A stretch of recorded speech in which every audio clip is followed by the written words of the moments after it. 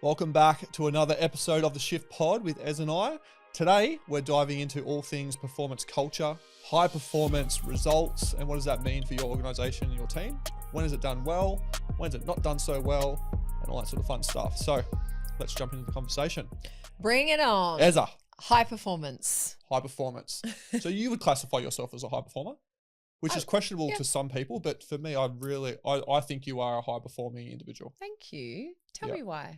Well, your performance on the last podcast was pretty good. It was terrible. Worst episode I've ever done. We might not air that one. I would class myself as a high performer. And why? Because I'm a doer. I move shit forward. Yep. So if I have a conversation with you, there's action items, I'll action them, I get it done. Yep. And I clear that off my desk. Sure. But I don't just move it to the side or dress it up as something different and create a list that creates a list to look at the first list. Yeah, sure. Which drives me mad. Yeah. And I think I'm very much the performance side of things as well. I associate not just with getting the tasks done, but taking people on a journey to create the culture as well that will have that high performing attitude for everybody else. And how do you lift your standard? Like as far as like, I find that high performers are always looking for a way to be better. Yes. So what is that for you? Like how do you... One of the things I think that really drives high performance is sitting in the negatives or the things that go wrong in business and making it okay. And learn from it. Yeah. So many times I hear people say, oh, we don't want to tell the staff like what went wrong. We don't want to bring them down. And I was like, well, no one's going to learn from that. Yeah. Sure. So you got to go, hey, we did this really well. Amazing. We did this pretty shit. That's okay. How do we fix it and how do we prevent it from not happening again? Yep. So I think that to constantly be better and elevate, when people start to think that they've stopped learning, I think is when everything falls. For sure. Today's episode is brought to you by Flocked, the Gold Coast's favourite creative co-working space located in the heart of Burleigh Heads. Heading down to Flocked Burleigh is not like going to your typical co-working space. It's been built off the back of creative minds coming together and spaces that create inspiration with like-minded people. You may want to work outside within the beer garden lapping up the sun, or inside the cafe, a meeting pod, or even a meeting room. The options are endless. Flock's been built to inspire creative thinking for all types of businesses. Mention Shift when making a booking for 20% discount. T's and C's apply. One of the topics that I want to kick this off with is when you look at a business, right, and they call themselves a high-performing culture or a high-performing organization, and our tech bros tend to do a lot of this. They get the ping pong table. They get the lunchtime walks and chats. They get the free coffee and free lunch, all that sort of stuff. Bean bags. What else I missed? Fucking yoga. I don't know, whatever. But they get all this stuff in, right? And that's their way of trying to showcase that they're a fun, high performance sort of business to work for. And we all know that that's not what makes you a high performance business, is those fluffy little perks. From your perspective, like if you're an outsider coming into an organization, so Ez has been engaged to come in and help work with this business, and you walk in, if you were to walk into a business that is a high performance culture, what would you see?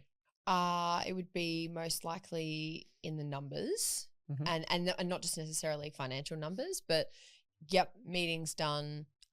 Staff are leaving at 5 o'clock. Yep. There's no one feeling the need to sit there at 10 o'clock at night. You have one-on-ones with everyone and they're quite honest, but they do have a very happy perceptive of the business. It's kind of proof in the pudding. Yeah. I do think that some of those elements that you talk about, like the ping pong table, that they have a place in workspaces. Yeah. And why? Why do they have a spot there? Well, because I think it's like when you do value your people and some people need to step away from their desk, clear their head, not constantly be in the weeds and think about the work and just take a minute. Yep. Like that's a nice way, and it helps build a friendly culture and it helps build mateship and that you're a part of a family. Yeah. But it can't be the only thing you do. Yeah. Yeah. We spoke about this a little bit off air around that being more of a well-being piece rather than being that's what your business is based around. No, yeah, of course. Yeah. So again, you walk into the business, what's the team feel like? Because, like the energy from the team when it's a high performance culture. When it's a high performance culture, I actually feel calmness.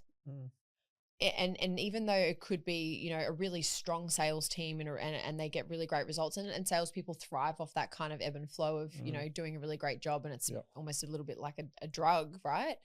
But everyone just knows where they're meant to be. They know what they're doing. They're getting it done. And I feel like I just instantly feel calmness because there's a lot of structure. Yeah, less frantic. No one's running around. Even if things go wrong, it's fine. And they're like, that's no problem. Like, we can help you. Absolutely. Please take a seat. We'll be with you in a moment. Acknowledgement as well. It's a huge piece that I see that frustrates me going into businesses where you're not acknowledged because people think it's just not their job. So when everyone is looking out for the guest and the customer, it's like, well, they're all on the same page. I might not be able to help you, but I'm going to acknowledge you and make sure that you know someone's on their way. Yeah. So I think for me, some people might think of high performance as walking to me like, yeah, woo, yeah, get the job done, great. But I don't feel that. If I feel that, I think it's chaotic, it's frantic, and no one is at the helm. Yeah. So I actually feel the opposite. Yeah. For me, it starts at reception, right? And when everyone knows, like to your point before, when it feels less frantic and everyone's in control, that's normally because everyone understands where the business is going, Clarity. how their role impacts that and what they're delivering. And for me, if I was walking into a reception and the receptionist greets me in a certain way, and then that same consistency flows to the next person who I meet all the way through to whoever I'm there to sit down with, that shows me the consistency of clarity, where they're going, that they're all on the same page. That's the first step of like, okay, this business has got the basic essentials down pat. Why does it matter? Like when we think about high performance teams, obviously results, if you're a high performance team, you want to hope that you're hitting your numbers, whether that's financial or otherwise. But why does it matter? I think it's longevity for the business and the people. And if you're a high performer and you're committed to getting those results, you're committed to the growth of everybody and yourself. You're committed to implementation of all of those things that you're learning about and structure. And the business is only going to keep getting better and growing and be on that trajectory for bigger and better things, expansion, scale, and then create, high performance to me too also starts to think of people creating their own legacy within a bigger legacy. And it's better for everyone. 100%. Would it surprise you if I threw a stat at you, which is that engagement scores, like globally, are the worst they've ever been at 20%? This is based on some of the most recent 20% reports. less engagement, or only 20% of people are engaged? 20% of total employees are actually engaged globally. That's very low. It's very low, right? Why? Super low. To be honest, the report doesn't really give you a lot of indication on what's driving it. Well, there's the team development, there's feeling value, there's all those sort of things that we all know that are important to team engagement. But when I saw that stat, I was like, it just doesn't seem right. Well, interestingly, in the next, I think, 8 years, they were saying 37% of the workforce is going to be made up of Gen Z. And they did a study on 40,000 Gen Z and pretty much all of them said they just feel like a number. They have no idea where they're going or what they're meant to do, where the business is going. Yeah. And I do largely, in my own opinion, think that is driven by CEOs and directors from a different generation trying to manage people today in today's day and age like they were managed, and it's not working. Yeah, for sure. It's changing. It's changing. And just while I'm on this as well, I might just get Sammy to I'll share the link to that report, that 20% of engagement globally, because I've either fucked that up or that is true. So if it is, it's going to be in the report, it'll be in the show notes. But an interesting stuff on the back of that though, is that businesses or organizations that are engaged, right, produce 18% more productive output and they're 23% more profitable. So put your business owner hat on or your CEO hat on for a second. That would be have to be one of the most important KPIs for you to hit, right, to make sure your team's bloody engaged. If you know that on the back of it, you're going to get 18% more production out of them and you're going to get 23% more profit as an average. Yeah. And it's true, because we've talked about it before when I previously worked with someone that worked, till 3 o'clock in the morning most nights when they were on board the boat. And I question why. Yes, that you could find things to do for sure. Yeah. There's no denying that. Yeah. But you get to a point when you're not productive and you're just scrambling because you've got no structure. You get drunk on fatigue. For sure. And then everyone thinks like, oh, maybe I just need a good sleep. And it's like, well, now you're mentally burnt out. Yeah. Do you think and again, we've spoken about this on the pod previously, but do you think it's still because that hustle bro culture, particularly in corporate, even some founders like it as well, because it does require an element of like, giving more to the business to grow it from a startup point of view, where you need to put the hours in to make it, become what it needs to become. But in corporate, you get recognized and rewarded for being first in, last out. I've seen it for many, many years, and I was like, is it the right recognition? No, not at all. Yeah. And I think a large portion of that too is females. What do you mean? Like, just I've got to prove myself. Like, I've got to show that I will work like a dog so that my job is safe. What if I want to have a baby? What if I want to have a family? Yeah, that is like, too, that's actually a really, really good point. So like, yeah, the amount of leaders or potential leaders that I used to work alongside that didn't want to have kids because I was worried that I'd have kids, they'd come back and I'd have to start all over again. Yep. Rather than coming back, slotting into the organization, pretty much get an update and off they go again. Yep. I need to solidify myself, or the new mums that, and for me, I want to be a mum. I love working, and it is actually a bit of a push-pull, because I go, I don't want to not do what I do because I love it, but I have to find a way for them, both of the things in my life, to live alongside each other. Yep. But some women are like trying to really solidify themselves, pushing out having the child because they're, like you say, they're scared of losing that. Or they've just had a child, they come back to work after 4 or 5 months because they want to keep that position, and then they're still breastfeeding whilst they're absolutely exhausted and trying to show that they can do everything. Yeah. Instead of, like you say, trying to encourage that work-life integration.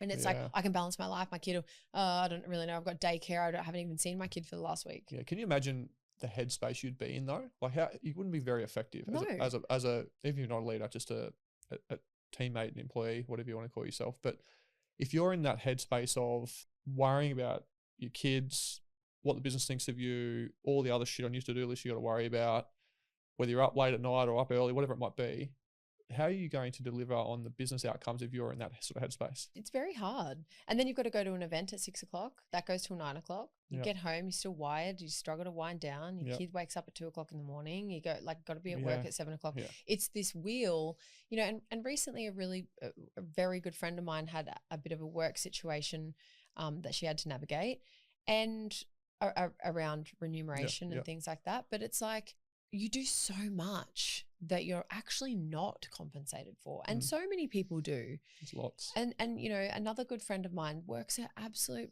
butt off for a job that could potentially be made redundant soon. And there's an element of, I want to keep my job in the, position in the business and further grow myself. Sure. But at the detriment of what? And I ran a workshop last week, and I said to a group of leaders, you've got to be careful. And they say, it's trying to find the time. And I said, well, when you're laying in a hospital bed because you've had a stroke, it's very hard to go back and find the time. If you make some changes now and look in the mirror and you're still in control, versus I've been rushed to hospital because of my health, I'm not in control, and now everything has to stop. Yeah, everything breaks. Yeah. There's so much in that, isn't there? Like, when you think about organizations, and I keep going to like larger ones because they're the ones that have the most problems, but instilling that through multiple levels of leadership, where someone feels supported, where they can do what they need to do for themselves and show up to build that culture. But could we take it back to, we're talking about high performance culture here and what drives engagement. And with high performance culture, it's always attached to more hours and output. Or it seems like it is anyway. Think about a professional athlete. They perform in a very short window of time. They perform at a very high level, and the rest of the stuff is fine tuning, training, nutrition, sleeping. And I look at our professionals like leaders, they should be no different. Like, their output might be 8 hours, let's call it, because that's what most people get paid for. But it could be shorter, it could be 6 hours. There's a lot of research saying that 6 hours is more optimal.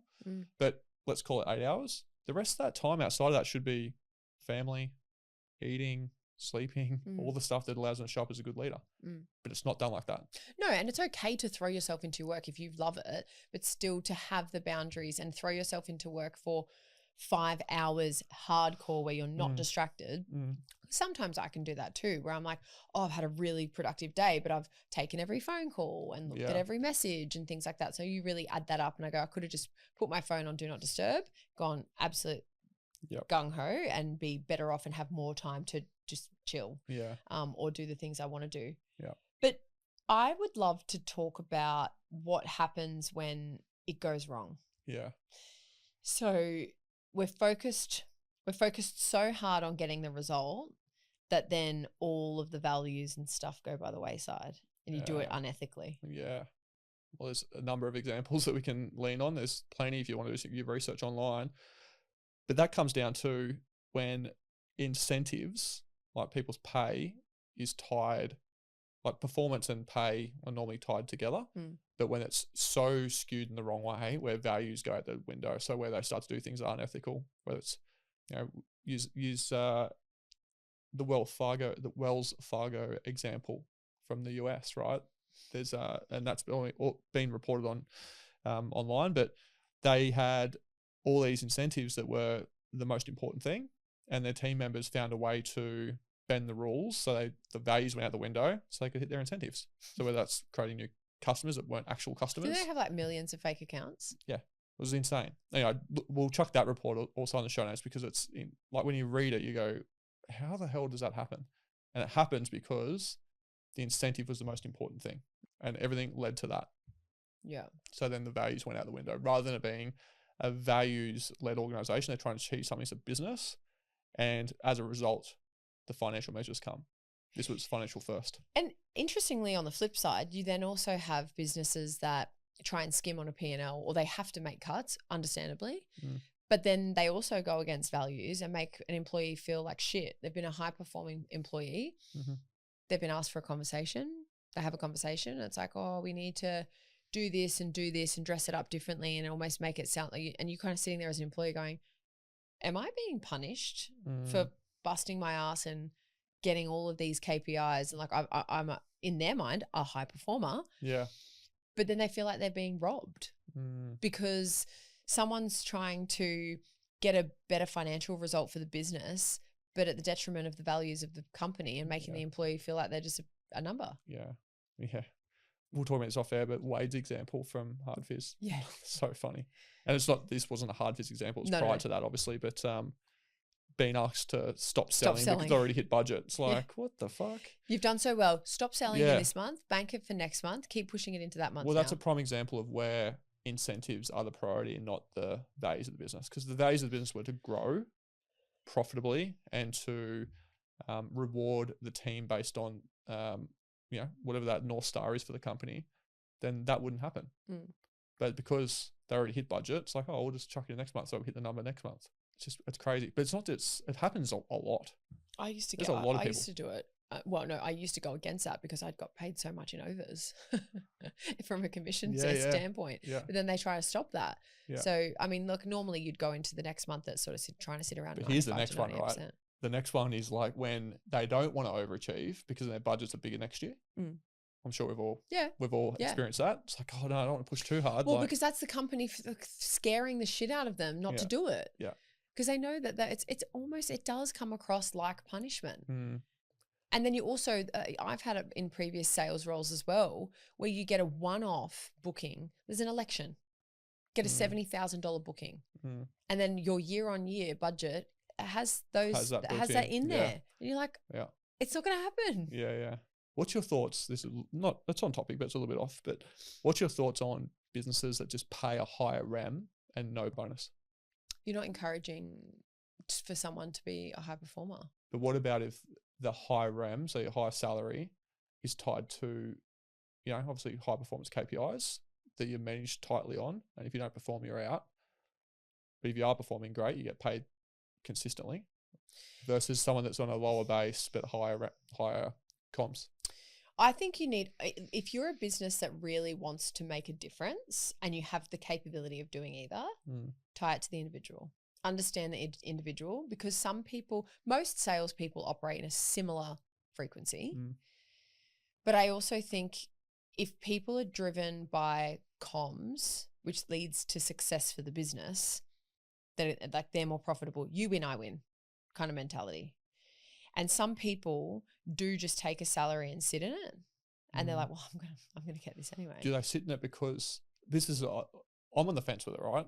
I'm on the fence with it because if you're paying the right person and they're delivering for the business, and you're paying like a good salary, and they might get maybe it's an annual bonus. Yeah. Wherever if you smash it, you get paid an annual thing. But versus the person that's almost like it's siloed.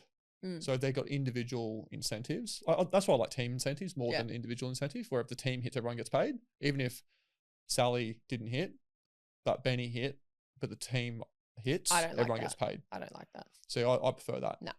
Because the person that doesn't hit, then obviously won't have a job. Yeah, but then I have to suffer for the last 6 months because that person didn't do it. Why do you have to suffer for? Because I didn't get any commission because the team didn't make budget. Well, you got to be a better teammate. I completely disagree with that.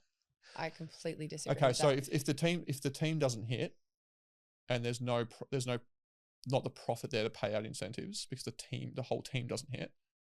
So say you hit, but the overall channel that you work in is in the red, you should still get paid. Yeah. Even though there's no money there. Yeah. But I wrote the money.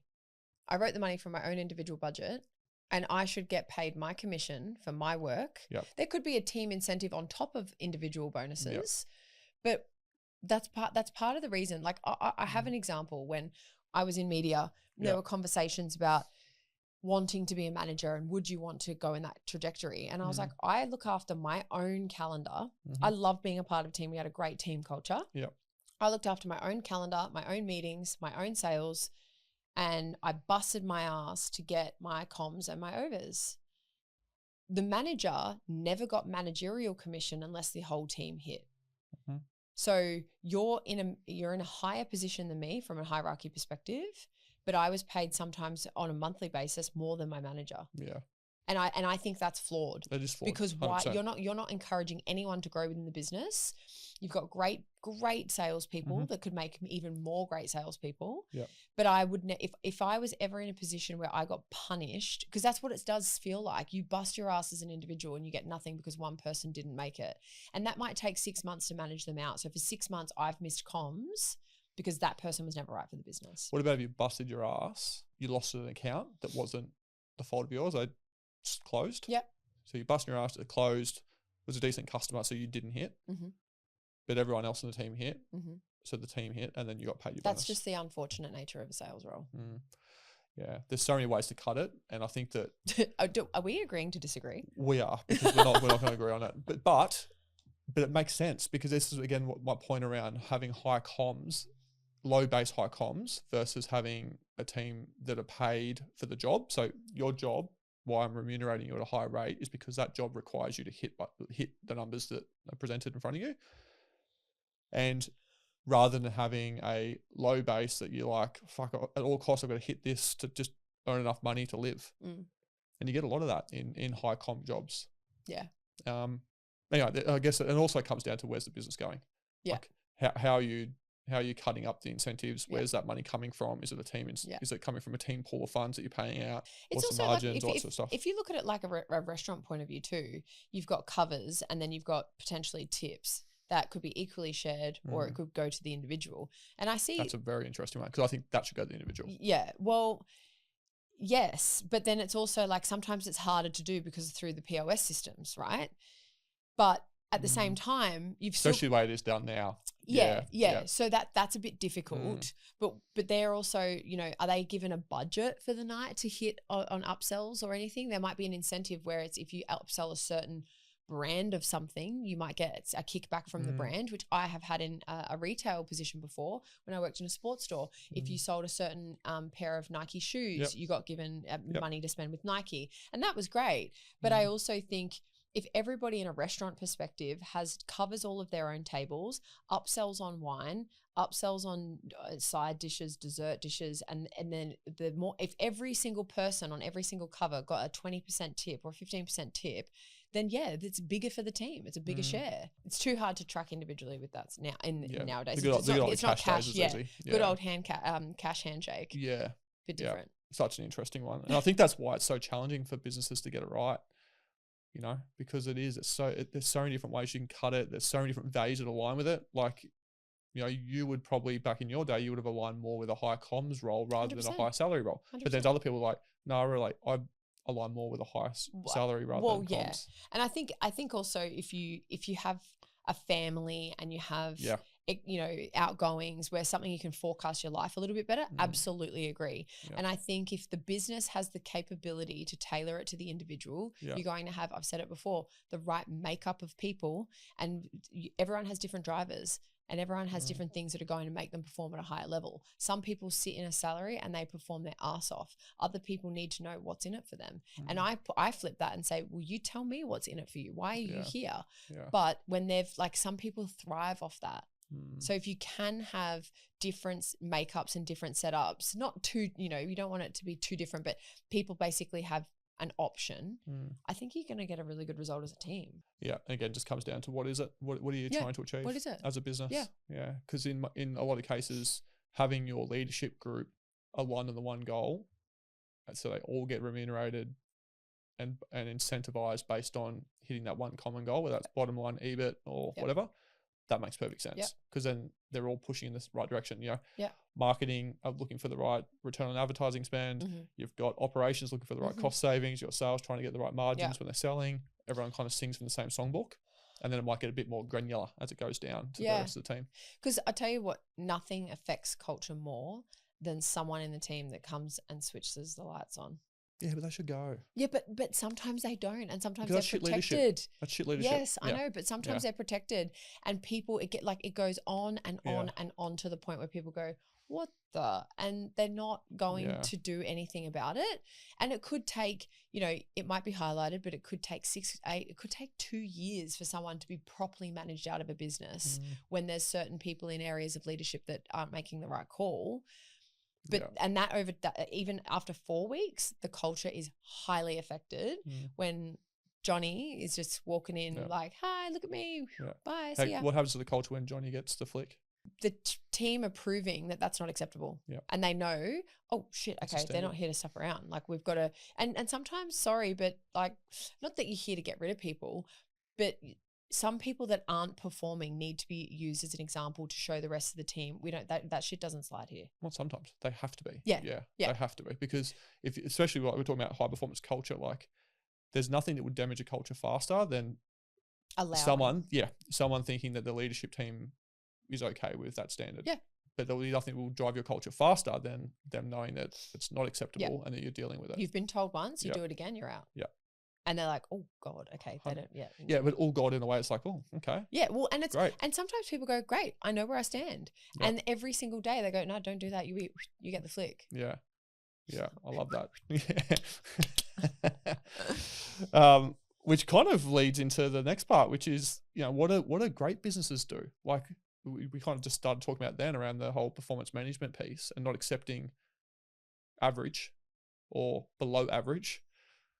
And from my perspective, it's like it's getting really dialed into that individual. The people do what you say. Yeah, get dialed into the individual and what drives them, how you're supporting them, what does success look like in their role? Do they know what it looks like? Well, and that clarity piece is sitting the team down and saying, are we all clear? Are we all clear on who we are, where we're going, and why we're going there? But also secondary to that, if I say this doesn't fly and you do it, I told you it doesn't fly. Yep. And nothing makes me more mad than being under a manager or a leader that said they were going to do something and then they didn't. Yep. And I go, well, why didn't you? Oh, well, they had a bit of a bad day. I'm like, well, okay, we all have bad days, but they're still getting away with all of the crap that we said we're not supposed to do here. And then it starts to creep in, like there's a bit of favoritism, and then someone's protected and they can get away with everything. And it's just that bleeds and it spills, and then the gossiping starts and the chit chat starts, and then people are unhappy, and then people just sit there on the computer and online shop. It spirals. Yeah, it does, 100%. And you can see that shit. See it. You can literally see it. Even as a consumer, you see it when you go into a place it could be a restaurant, it could be a cafe. You see two people stood behind the counter just whispering at each other, rolling their eyes. I'm like, oh, people aren't happy here. Yeah, you think you're not showing it, but you're showing it. Yeah, it's very, very true. Why don't we just dive into this whole, to go back to the ping pong tables and the bean bags and stuff. I'd beat you at ping pong, right? You probably would. I'm not very good at ping pong. Cool. Just making sure. But sitting in a beanbag, I'll nail you. Just the way you throw yourself into it. Calm down, Charlie. It's a PG podcast. How do businesses go from making perks be more of a well-being strategy rather than, obviously it being something that people go, oh, that's cool. That's a cool perk I get by joining that business, where it's having a Friday off, working from home, having a ping pong table in the lunchroom, to it being an overall well-being strategy that the business is consciously working through on ways to ensure their team feel that they've got someone to break away and reset if they need to, or if they want to be more comfortable sitting in a beanbag while they're on their laptop. How do businesses do that in a way that feels genuine? I don't know if I like the word perk. I think it's a bit like it should just be our way. Yep. You know, and in strategy, yes, because like if you really care about your people, and then that's how you show that you care about your people, because we've built into our daily lives within this business a strategy that does look after our people by offering X, Y, and Z. And then I also think when you start to use the word perks, and that's what entices people and attracts people into the business, they're constantly looking for more. And it can also go at any time too. 100%. Perks can come and go. Yeah. Where if it's part of a wellbeing strategy, it's the way the way we operate. Yeah. And it's interesting too, because it's, we give you a day off for your birthday, which I love. Don't get me wrong. I would never take it because I like the attention. I want to be around on my birthday. You celebrate me. But some people can take it within a month of their birthday. And then it's like, but can I have it for this long weekend because I've got this? And then it starts, like it's not an RDO. And when I had that in media, it was very strict. It had to be used the week of your birthday, which is like you either have it Monday to Friday. That's fine. And I support that. But I think then you start to blur the lines and allow not sticking to that, and people get to move the goalposts around, and then it's like, now you dictate how we do it in the business, but then it gets taken away. Yeah. If you had the chance, if you're the CEO of a large business and you had the chance to pull some things together in a wellbeing strategy, what would you want to put in there?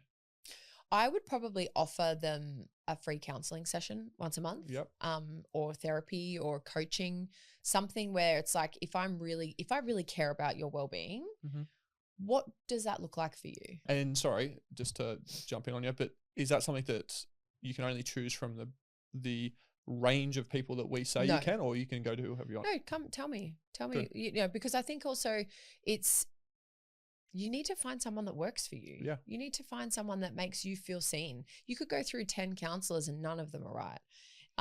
You could have therapy. It could be a coaching call on self-development. It could be making you more aware of certain things. I think it would be something that you'd need to not present, but dial in and say, what does well-being mean to you?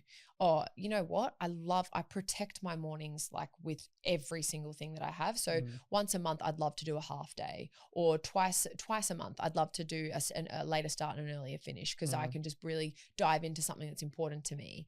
And some people have different drivers in that space as well. So I would probably give them, $150 credit or something towards a practitioner for them to have those conversations. Yeah, like it. Would you hire me as a CEO tomorrow? No. You're too mean. I'm mean? To me you are. Oh, yeah, so I wouldn't hire you. You get $5 to see a practitioner. Yeah.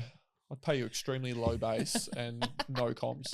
No, the reason I asked that question is there's a number of businesses now that are tying in, to your point, like an amount, whether it's, it's a couple of businesses that are like $4,000 a year that the employee can tap into for things like coaching, well-being activities, and they're just got to be lodged, and then the business pays it. Yeah. So, which I think is a fantastic initiative. Yeah. And they also, they can do it within work hours. Yeah. As well. So it's not like something you have to do outside of work. It's like, no, if it's going to benefit you as an individual, and you're going to show up as a better version of yourself to be better for our business, then it makes sense. Well, and you don't want them to feel like they have to do it for work. It's about, and I recently had this conversation, it's about, if you're true to what you say about creating better individuals, I do feel like there has to be some alignment for them to be better at the position they're paid to do. Like, you can't have someone that's in HR or in a finance role and they're like, I'd love to do a pastry course. I'm like, okay, I'm upskilling you for you to leave the business and do something completely different. So I do feel like it has to have some correlation. Yeah, and that's a fair point. Yeah, and but personal development can make anyone better in anything that they're doing.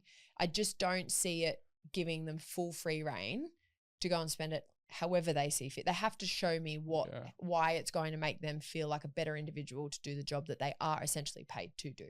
Yeah, because that's tying it to a personal development rather than personal well-being, fully personal well-being. Yeah, because you can easily go book yourself a Bali holiday for 4G. 100%. Mental health. But do you know one thing I have introduced in a role that I was in? I joined a company and I largely contributed to the budget, the finances, and all of that. And I started noticing that there was a lot of money going out for training, like a shit ton of money going out on training.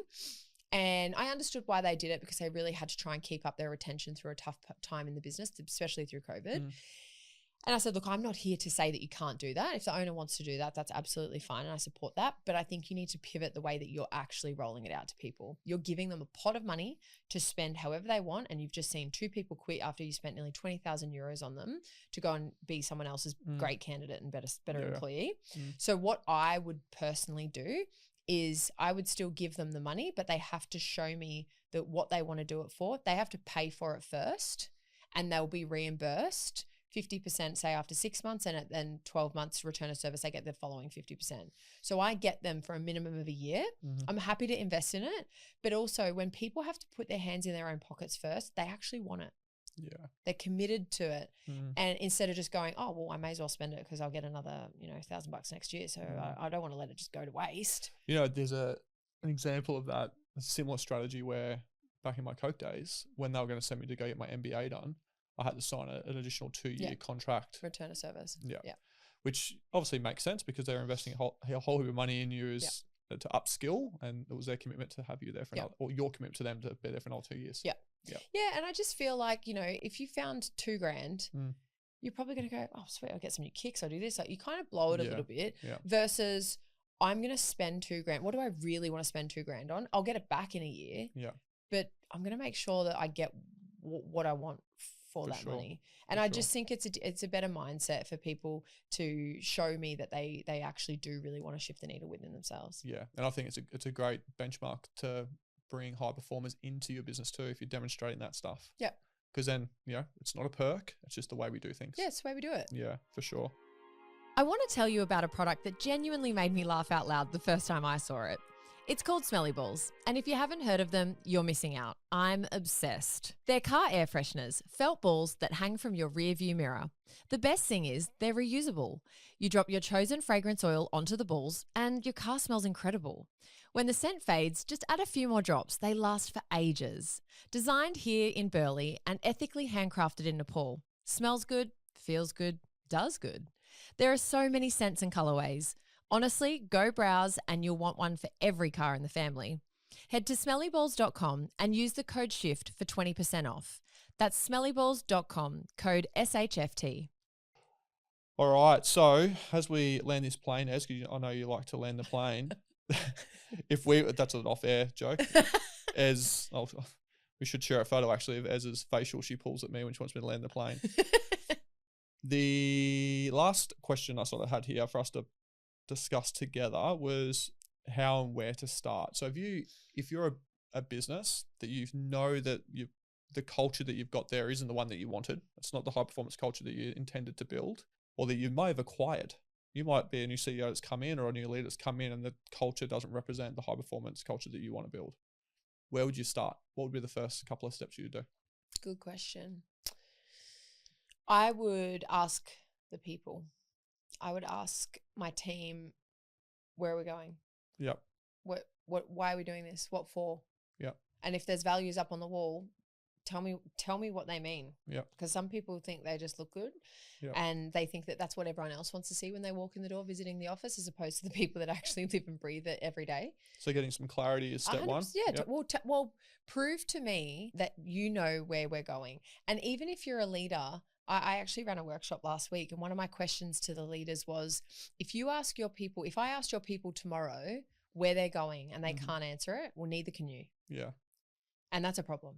So a pulse check with your people. And I think if I was you come in as CEO of a business tomorrow, one-on-ones to find out where they are, if there's negativity and if there's upset, how they feel that they got there, because it's not you have no exposure to that. And then that's when you start to find out what people should remain in the business and what people potentially should leave the business or be moved into a different role. Yeah. And that's, if you've got upset people and confused people, that's a real problem. For sure. Yeah, for sure. No, I tend to agree. The first thing I would do would be definitely get full clarity from the team. Yeah. Direct reports, and then spend time in the business. Yeah. Hear because sometimes the ones that are happy to share aren't the ones that are the problem. It's the ones that you've got to almost force it out of them to give you the context. Yeah. And then developing the team is a big thing. So like having actual proper discussions around performance development and their own career development. Where are they strong? Where aren't they strong? Like what areas of your skill set need to be upskilled, and how are we going to support you in upskilling those? And then how are we going to accelerate your strengths? Yeah. And usually within a, I'd say disjointed, maybe not necessarily, but most times you'll speak to teams and have those conversations, and a lot of the common commentary is that, well, we used to do this and it worked really well, and then we don't do that anymore. It's like, well, why did it stop? Oh, well, we don't really know. And so you find that they used to have really good habits, and then it just kind of all started to fall apart and stop, and then people got frustrated. Yeah. And so it's really interesting having that and going back to where they came from. And a lot of I find it bizarre when you are trying to create a high-performing team, how many people in this day and age do not talk about the negatives? Like, it is the best learning tool. And everyone looks at it like it's a bad thing. Oh, we can't tell our staff they didn't do a good job today. Oh, no. I'm like, no, you can't. You don't have to dress it up like they're in trouble. I think it's the way they're framing it. Yeah. Because if you came to me and said, let's talk about the negatives, I was like, fuck, I don't want to talk about negatives, because negative Nellies I can't stand being around. But I can stand being around people that find opportunities. And if we haven't delivered on something and it hasn't delivered the outcome they wanted, that to me is an opportunity. Or it could be a negative. Yeah. Right. So I think it is the way you frame it and the way you address it. Yeah. And I think the one way that I coach people in addressing it is so many people love having meetings about what's ahead instead of having meetings about what happened. And so for me, I go, okay, so you have a Monday morning meeting about the week ahead. Do you do a Friday wrap? Yeah. And they're like, no. And in that Friday wrap, I just go, okay, what did we learn? It's not about what you did wrong, but what did we learn about this week? We spoke about everything that's happening. Is anyone talking about what happened? Very good. The Friday wrap up. Friday wrap up. ET. Well, with that said, first, folks. If anyone's looking for a CEO, the Friday wrap up with Ez, she's available. I think that's us for today. That was fun. That was good. That was a lot of fun. And we're going to be doing these sort of chats at least once a month. We're hoping to, where we can twice. dive into a topic and have the opportunity to just discuss it. So if you've got any topics you'd like us to talk about, please shoot them through. We jump into DMs regularly and engage with the community. So would love to hear from you. But with that said, I reckon that's a wrap. Peace and love. That's a Ez wrap up. Ez wrap up. Thank you so much for joining us on another episode today of Shift Pod. We absolutely love these catch-ups every week. Make sure you like and subscribe on every platform you get your podcasts, and we'll see you next week with another great topic.